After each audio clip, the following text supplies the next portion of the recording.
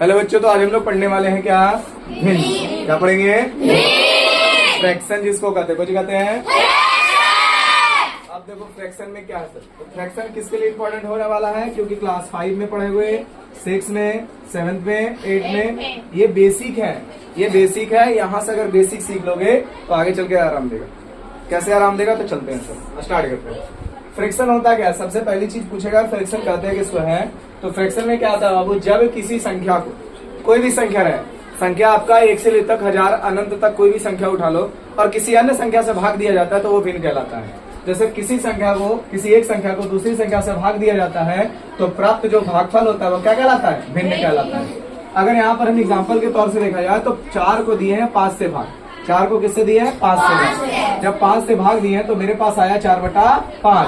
4/5 मेरा क्या है? भिन्न है। क्या है? भिन्न है। अगर इसको थोड़ा सा अगर काटेंगे बुआ तो 5 से अगर 4 को भाग देंगे तो पॉइंट लगेगा, यानी 0 लगेगा, और पॉइंट लगा के चलोगे तो 0 लगेगा ना यहाँ पे। पानी अठी कितना हो जाएगा हुआ? 40। यानी आप 4/5 को आप 0.8 भी लिख सकते हो। तो कहने का मतलब अगर भिन्न आपसे पूछे तो 4/5 भी हो सकता है या 0.8 भी हो सकता है। अब एकरा में आता है बाबू दूगो भिन्न। ये जो 4/5 आपको लिखा है इसको बोलते हैं साधारण भिन्न। कौन भिन्न कहते हैं? साधारण भिन्न। इसमें बताओ कि कहीं दशमलव नजर आ रहा है? कहीं पॉइंट है कहीं पे? जब पॉइंट नहीं है तो कैसा भिन्न कहलाएगा? ये साधारण भिन्न। कैसा भिन्न? अब अगर पॉइंट लग जाए तो कैसा भिन्न? बात समझ में आ गया ना? तो साधारण भिन्न और दशमलव भिन्न का मतलब समझ में आ गया। चलो और भी अगर पूछेगा भैया जो और एग्जाम्पल चाहिए तो आप लिख सकते हो बाबू 2/5। क्या लिख सकते हो? 2/5। तो 2/5 भी आपका भिन्न है। अगर इसको तोड़ोगे तो क्या आ जाएगा? 5 के बीच 0.4 आपका आंसर आएगा। आएगा ना? 0.4 भी आपका भिन्न है। कोई दिक्कत? अब आगे चलते हैं। भिन्न कितने प्रकार के होते बाबू? अगर ऐसे देखा जाए तो भिन्न होता है 2 प्रकार का। पहला होता है साधारण भिन्न। कैसा भिन्न होता है? साधारण भिन्न। और दूसरा कैसा भिन्न होता है? साधारण भिन्न कहने का मतलब सिंपल फ्रैक्शन, दशमलव भिन्न कहने का मतलब डेसिमल फ्रैक्शन। बात समझ में आ गया? तो साधारण भिन्न किसे कहते हैं बाबू? तो देखो यहाँ पर परिभाषा लिखे हैं, जिसे हम P/Q के रूप में लिख सकते हैं। जिसे P/Q कहने का मतलब, P कहने का मतलब अंश और Q कहने का मतलब हर, यानी हर और अंश के रूप में लिख दे तो वो क्या कहलाएगा तुम्हारा? वो तुम्हारा भिन्न कहलाएगा। अगर हम हर और अंश के बगल के सापेक्ष हम लिख दे तो, जैसे कहने का मतलब है कि अगर मान लेते हैं सर कि हम 10 बटा लिख दिए कितना? 2।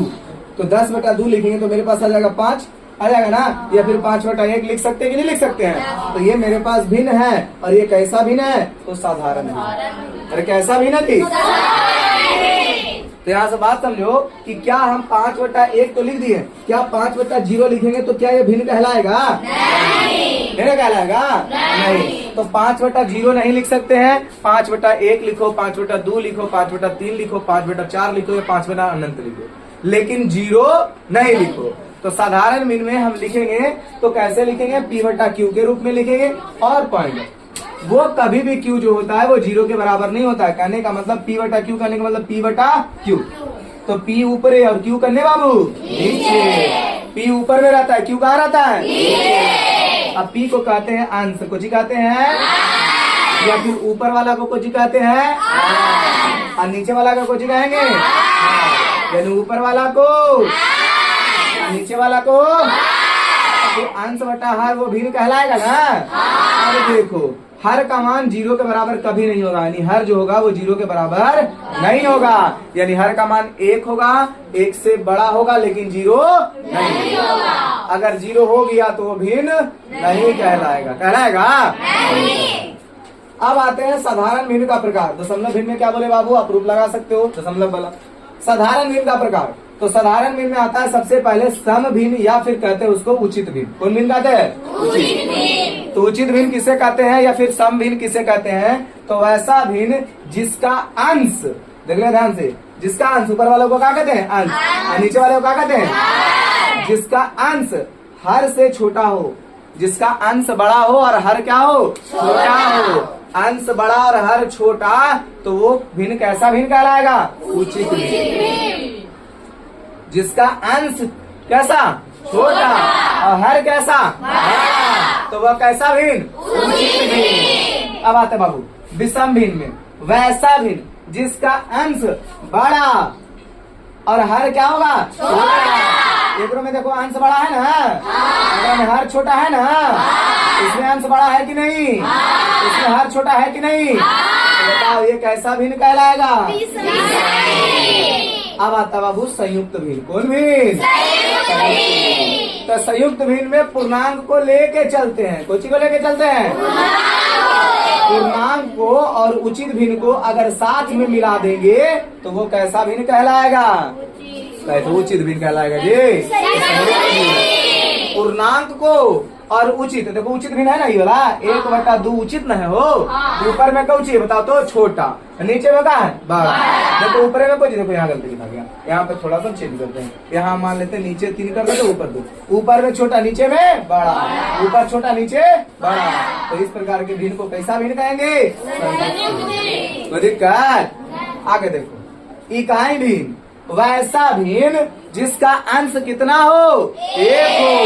देखो सभी का अंश कितना हुआ, 1। सभी का अंश में कितना है, अगर 1 रहेगा तो कैसा भिन्न कहेंगे, कैसा भिन्न आता है बाबू, मिश्र भिन्न। कौन भिन्न, तो मिश्र भिन्न। देखो मिश्र भिन्न कभी कभी ऐसे तुम लोग को देखने के लिए मिला है ना, कि मान लेते हैं लिख दिया 3/2, अब भागा लगाना है 4 से, तो 3/2 अब फिर भागा करते हो 4, करते हो ना, तो देखो एकरा कहते हैं मिश्र भिन्न। तो बताओ एकरा में अगर अंश तुमसे पूछेगा तो ये दोनों अंश हो जाएगा और हर कुछ हो जाएगा 4, क्योंकि मेन बटा हमारा बड़का वाला ना है। तो देखो यहाँ से ये मेन बटा है, तो बताओ कि मिश्र भिन्न में अंश हमारा 5 और हर हमारा 6/3। ये वाला मिश्र भिन्न में 3/7 हमारा अंश हो जाएगा और 2 क्या हो जाएगा, हर हो जाएगा, क्योंकि मेन बटा हमारा कौन सा है, ये मोटका मोटका वाला मेन बटा है। ठीक है, आते चलते समान भिन्न। कैसा भिन्न, समान भिन्न। तो समान भिन्न में वैसा भिन्न जिसका हर एक समान हो, यानी देखो समान भिन्न में देखो हर कितना है, 4, यहाँ पर कितना है, 4, यहाँ पर भी कितना है, 4। अगर सबका हर एक जैसा हो उसको कहेंगे समान भिन्न। कैसा भिन्न, अब आता है असमान भिन्न, वैसा भिन्न जिसका हर अलग अलग हो, वैसा भिन्न जिसका हर अलग अलग हो उसे हम कैसा भिन्न कहते हैं, कोई दिक्कत। आते बाबू फिर आता है एक और जिसको बोलते हैं तुल्य भिन्न। कैसा भिन्न, यानी वैसा भिन्न जिसका मान बराबर हो, जिसका मान क्या हो, बराबर हो, उसे हम क्या कहते हैं, तुल्य भिन्न। तो सर सबका मान क्या बराबर है, तो देखो है 2/3 है ना बुआ, तो इसको भी 2/3 होना, तो काटो 2 दूनी 4 और 2 तिया 6, फिर काटो 3, फिर काटो कैसे कटेगा ये, इसको काटोगे 2 से, तो 2 चौके 8, ये गलत हो जाएगा, नहीं ये अलग हो जाएगा, हाँ ये अलग हो जाएगा, ये अलग हो जाएगा। इसकी जगह पर हम ले लेते हैं 6 बोलते हैं, हाँ 6, और यहाँ पर लिख लेते हैं कितना 3, 6 और यहाँ 9। ठीक है, तो यहाँ देखो 2 तिया 6, 3 दूनी 6 हो जाएगा और 3 तिया 9 हो जाएगा। देखो सब आ रहा है ना 2/3। तो वैसा भिन्न जिसका मान हमेशा बराबर होगा उसको कैसा भिन्न कहेंगे, तुल्य भिन्न। बात समझ में आ गया।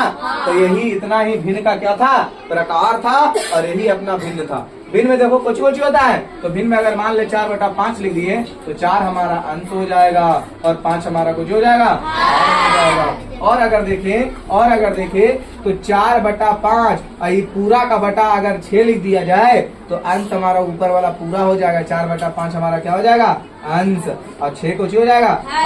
हाँ इसको सॉल्व करेंगे तो 5 नीचे चल जाएगा, अलग बात, लेकिन अंश तुमसे अगर पूछ दिया तो अंश ये पूरा अंश है, ये नीचे क्या है।